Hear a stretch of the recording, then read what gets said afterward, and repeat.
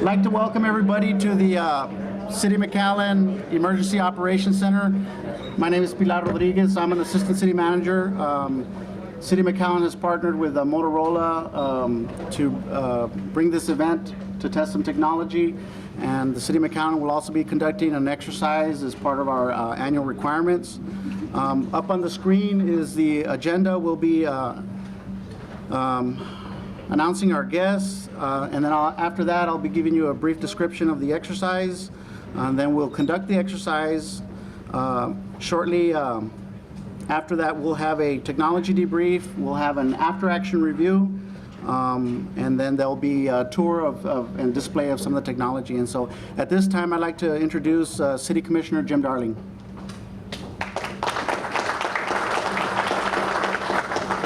Thank you, and on behalf of the Mayor and City Commission, I want to welcome you to McAllen, a great EOC today.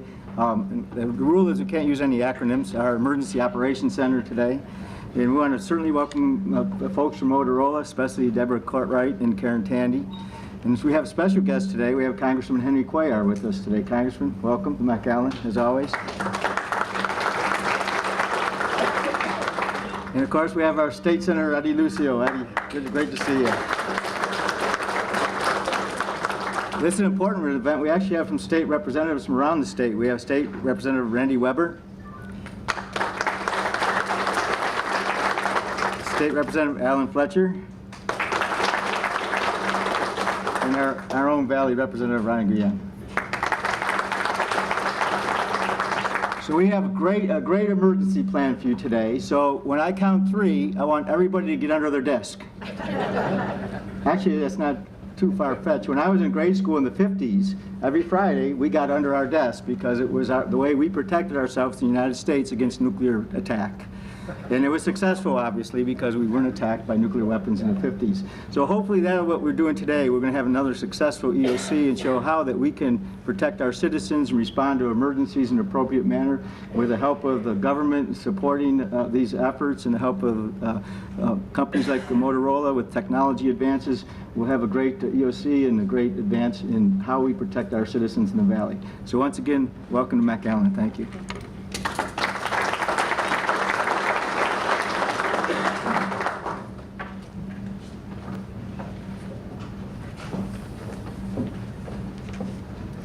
Good morning, everyone. My name is Debora Courtright. I am the Vice President for our large government projects in North America. It is truly a privilege to be here this morning. I know we just had a conversation before we kicked off about the technology being the hard part. I'll be here firsthand to say I think it's actually the easiest part. I think all of what you do in the room as first responders is really where the challenges lie. So I'd like to thank you first and foremost to all the men and women, the first responders who help us every day, keep us safe, our families and our communities. Let's give them a hand.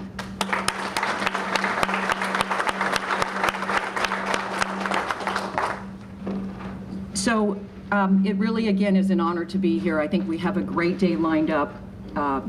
All the new technologies, we have actually some of our products that we just announced last week at IWCE. The first public safety broadband handheld available for public safety, a hardened device. You'll see it in action today. We're extremely proud of that.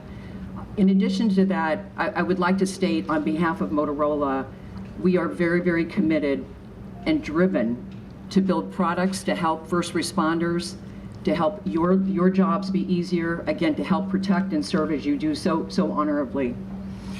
A breakthrough in public safety happened a couple of weeks ago. I'm sure many of you have heard about that. A lot of what you'll see today would not be possible and will not be possible in the future without the breakthrough for the 700 spectrum that was released. We had that conversation. Really, I mean, a game changer, unprecedented time for all of us. 700 megahertz, a nationwide infrastructure and funding coming from Congress that was approved recently is, again, it's a game changer for all of us. It will really help deliver a lot of, again, the technologies you'll see today. So it is my honor to introduce a very special member of Congress that certainly was very supportive of what I just mentioned with the spectrum. He works tirelessly on behalf of public safety as a member of Congress, and on Homeland Security Committee as the leader of the Congressional Border Caucus. It is my great honor to introduce Congressman Henry Cuellar. Debora, thank you very much, and I certainly want to thank Motorola. Motorola has been around since 1928. They've been a leader in communications and technology, and I guess they used to be Motorola Inc., and now it's Motorola Solutions, and I think it's appropriate, especially as we face the challenges that we face down here in the border and as a nation across the country. Certainly want to recognize my former colleagues. First of all, my former roommate, Senator Eddie Lucio. Eddie and I started together in 1987 as state representatives, along with Renato Cuellar, may he rest in peace. And I got to serve with him for 14 years. Of course, he became a senator. Ryan Guillen, also a good friend of mine, has done a great job serving the state legislature, and I look forward to working with you in McMullen County, Atascosa, and all the rural areas that you're going to be representing now. And of course, the other two legislators, I don't know them, but certainly I think one of the best experiences you'll have in public life is being a member of the state legislature. And I would say I serve as Secretary of State, as a member of Congress, and certainly as a state legislator, that was probably my best experience, so enjoy it as long as you can itself there. As the ranking member of the Homeland Security Subcommittee on Border and Maritime, I certainly recognize Congress' role in ensuring that our first responders and the emergency services personnel have the tools so they can be effective. We know the challenges. Now we're trying to look at the solutions. And I hear, and today, I understand today's hearing or get together, we're certainly providing some ideas, some tools as to how we can work together. And certainly we need to make sure that we all work together, whether we're Democrats, Republicans, Independents, whatever your party affiliation. There's no party affiliation when it comes to security, none. We're all Americans, and we got to work together to make sure that we work together with the private sector to make sure that we provide our law enforcement, our first responder community the tools that they need. Whether it's the presence of a Customs Border Protection's UAV in the skies, and as you know, Texas now has 2 flying over skies now, or whether it's working with the Coast Guard or Texas DPS or our first responders on a local basis, we all have to work together. The combination of technology and manpower will provide the necessary means to ensure the safety and the security for our local community and our nation. And making sure that we secure our borders, since we're here at the border, we have to make sure that the law enforcement and the first responders at all levels, whether it's the federal, the state, and the local basis, have the equipment that they need to act quickly and effectively. Specifically, and this is something that we've been talking about since 9/11 in 2001, how do we enhance communications efforts so our first responders and law enforcement personnel are able to communicate in real time so they can get real-time information, especially during natural disasters and emergency situations. If you have a disaster and you're passing out cards for the first time as first responders, there's a problem there. If you have an emergency and you can't communicate because you're not part of the local level or the state level or the federal level, as you know, we do have a problem communicating. This is probably the greatest challenge that we have.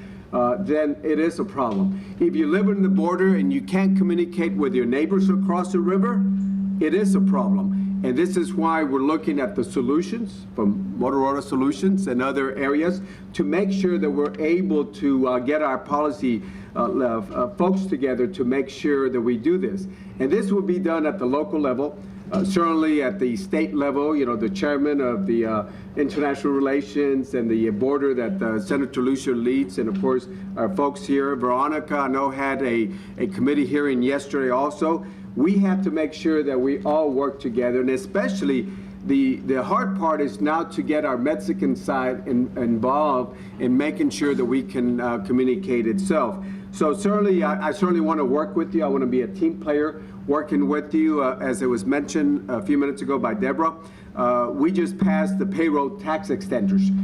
It helped 160 million folks get the tax cut to the end of the year, but at the same time, there was a low provision included in there, spectrum provision that allocated the D block to public safety for use by the first responders. It is historic. It really is. And I know it's only the beginning. We still got to figure out a lot of things before we get there. But just the fact that we're able to do that is going to be so important. This provision provides an amazing opportunity to advance broadband wireless technology and public safety communications. The advancement of broadband technology is essential to the future of public safety, and those that are familiar with broadband applications and what they can do for the first responders and law enforcement personnel will get an idea in a few minutes. You'll see what we're talking about, what the future of first responders technology is all about. So through this technology, personnel can share incident scene video or billing diagrams for fire and hostage situation. Firefighters and emergency medical personnel will be able to share live video feeds from trauma patients directly to the emergency room. And certainly I think all of us know that this is something that the future holds. Now that we've been given this Part D, how do we take advantage? How do we move from here? And I think we're at a very exciting crossroads as to how we move in together. Recently, as you know, we announced $1.9 million to the Texas Department of Public Safety to fund the Rio Grande Valley Border Interoperability Region project. The City of McAllen is the lead in this project, and its efforts are underway to make sure that we create an effective communication network across this particular region. So to all of y'all, which I will be calling the next generation of public safety communication technology experts, both at the state, federal, local level, I say congratulations, because again, the challenges are there. The solutions that we're looking at are many. Now we got to figure out what's the best way we can do this for the region, and what's the best way we can do this for the state of Texas, and how we can do this for the rest of the first responders across the nation. So to all of y'all, thank you. God bless you. I'll be here for a few minutes, and then I got to go up to San Antonio to talk about Eagle Ford. We'll be talking about different type of technology as to how we make this region one of the most it's one of the biggest powerhouses in the whole country when we talk about drilling, which is again exciting because it means jobs to our region. So to all of y'all, thank you very much. God bless you, and we'll see you very soon again. Thank you very much.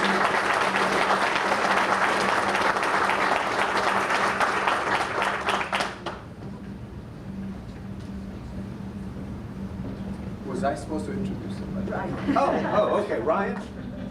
I can introduce Ryan. I'm sorry, I forgot my role. Ladies and gentlemen, it's a pleasure to introduce Ryan Guillen. As you know, Ryan Guillen has played a very important role. Again, he's been a leader in South Texas in the state legislature. We appreciate all the work that he's done, especially the work that he's done. One of the pieces of legislation that he passed, don't want to take the thunder away, but he did pass a very important piece of legislation that's going to have an impact on the work that we're doing here today. So ladies and gentlemen, let's give Ryan a great hand.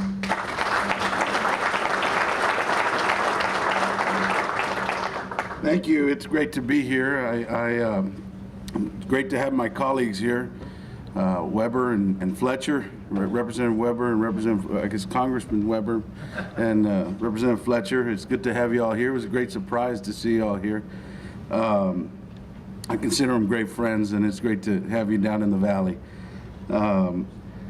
Of course, I guess the reason I was asked to speak here is because of a piece of legislation we got passed this last session. It's something that the concept we've been working on for many years, interoperability, funding interoperability, trying to connect, trying to put in place a network across the state to connect first responders to other first responders. And we finally made some headway this last session, and we're very proud of it. But there's no question that I wouldn't have been able to do it without my colleagues, Senator Lucio, Representative Weber, and Fletcher.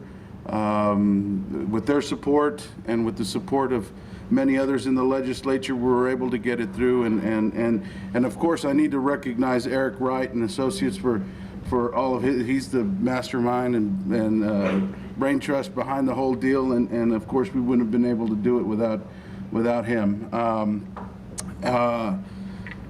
But ultimately, it all does us no good without the fine service of our first responders. And so I think that our efforts were efforts to be able to not only keep the folks out in our neighborhoods safe, but also to keep the folks that are keeping them safe. And so I thank you all for what you do. I congratulate you all on this victory, and I know we've got many challenges ahead in this department and in so many others. And so I look forward to those challenges, and I look forward to the future. And again, I can't say it enough. Thank you all for what you do for our communities. Thank you.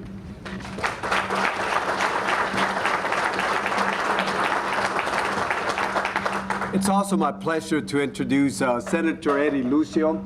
Senator, as you know, is the chairman of a committee that deals with the border, and I think it's very appropriate as this committee handles a lot of the interoperability issues down here at the border. Senator Eddie Lucio.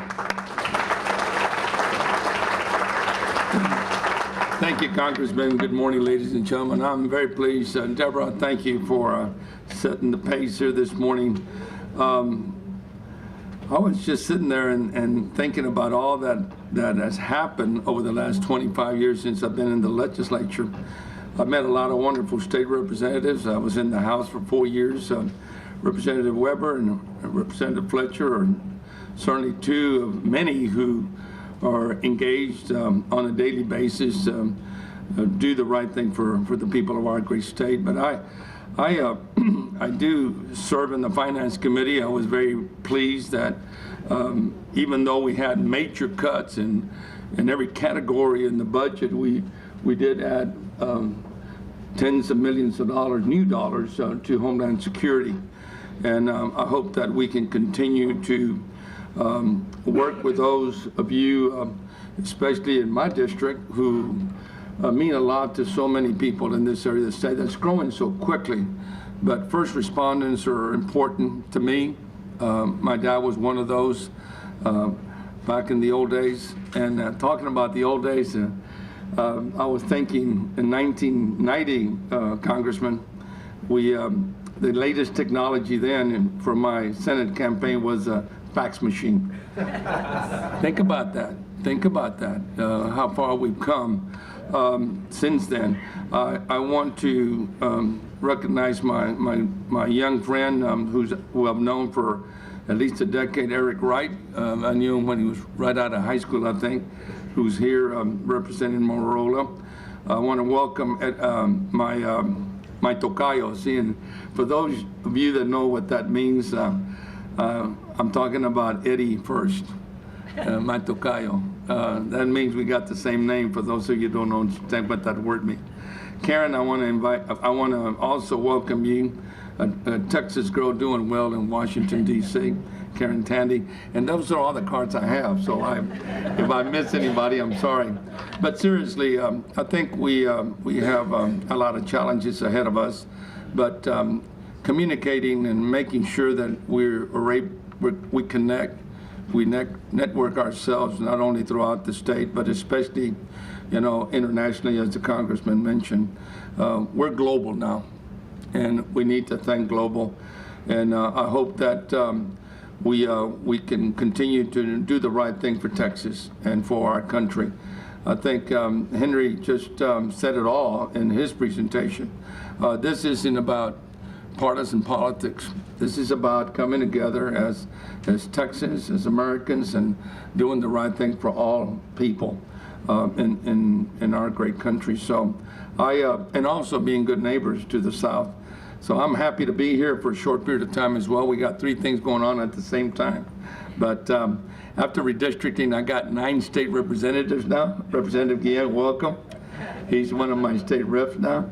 And I'm very happy to have an opportunity to work with all of you here today. I've known so many of you throughout the valley who are representing your communities here today. And all I can say is Gracias. Thank you for the job that you're doing for all of us. Thank you.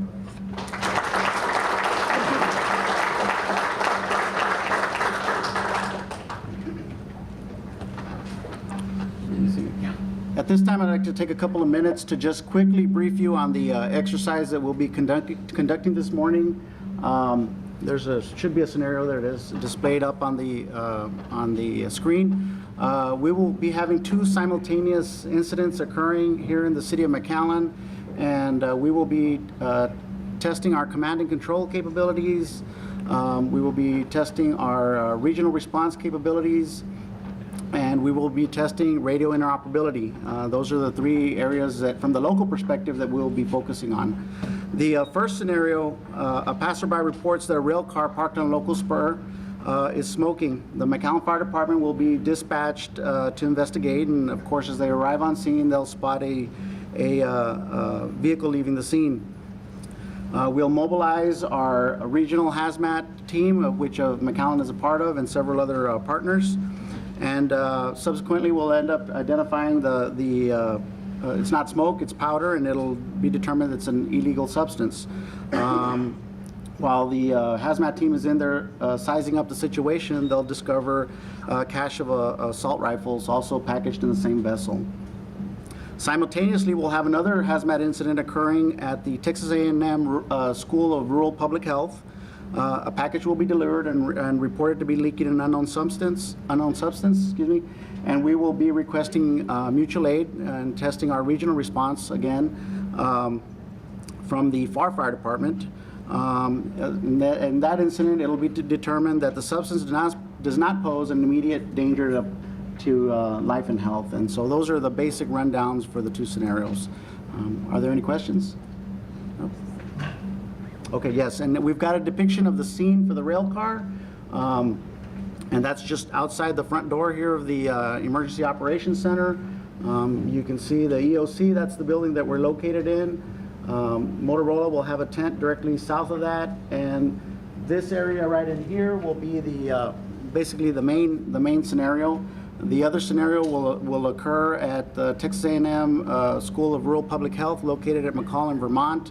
And we're really excited about some of the technology that Motorola will be deploying because it will allow us to have some real-time information. And as a first responder, and as first responders should be really excited to see that technology.